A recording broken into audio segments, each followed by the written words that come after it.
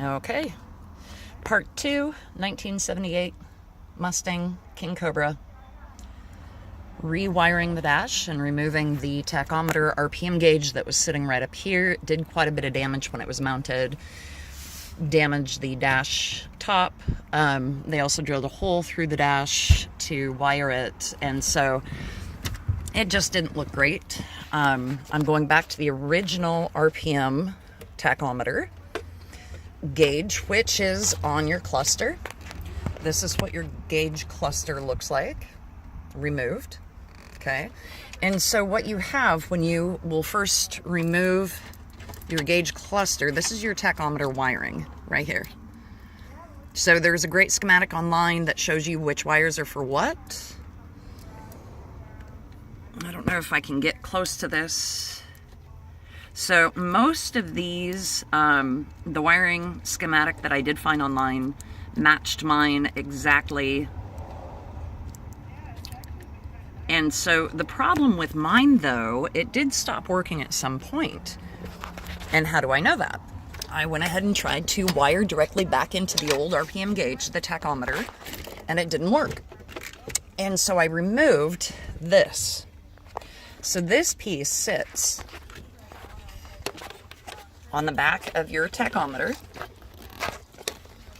and mounts like this. It's mounted with one screw, and you remove it, you'll pull it off, and you'll see that it has wiring connections that go in, and this is where your harness wires to. Okay? Well, in Ford Mustangs, 4 cylinders, 6 cylinders, and 8 cylinders, they use the same RPM or tachometer gauge for all cars.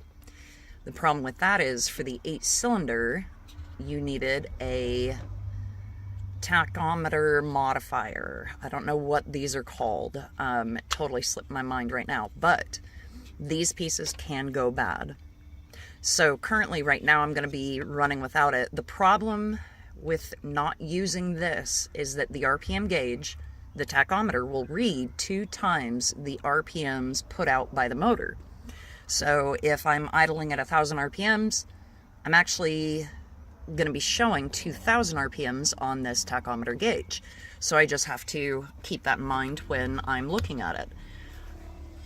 MSD does sell a modifier for tachs that will help modify this problem or erase it, not modify it, but help take care of it. So later I will install that, but for now I want to show you how this is wired to the back. So your pins are labeled. I don't know if you can read upside down. You have C and B on one side, and you have 6 and G on the other. Okay? So 6,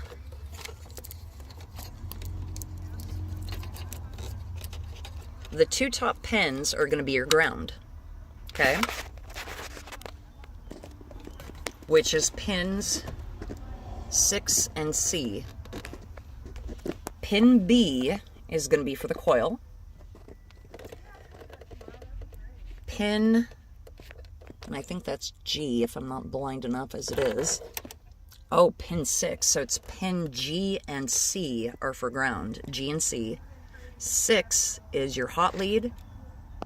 B is your coil. So lucky me, I actually had the correct wiring from the aftermarket tachometer, and I took that wiring and instead wired it here directly to my factory tach. So this is obsolete. There still is a power source running to this. I'm going to just leave it in the dash dangling, and at some later point may actually try to trace the coil in here and attach it correctly.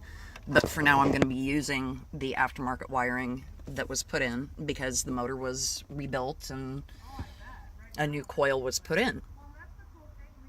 Okay, so that is the wiring for the RPM gauge. And what might be your problem if you find that your RPM gauge is not working or your tachometer is not working, it may be this thing here. I do not know if Ford makes these to replace. I've tried AutoZone, Napa, they don't have them. If I do find it, I will purchase it and put in a new one, so that way I have a correct RPM gauge reading. But for now, I'm gonna be just dividing it by 2. And if you are curious as to what I'm talking about for the pictures that I found and the schematics that I found online, this is the online site, Stagnet, Mustang Forums, Threads, Tachometer, Help. So, and this thing is actually pretty accurate.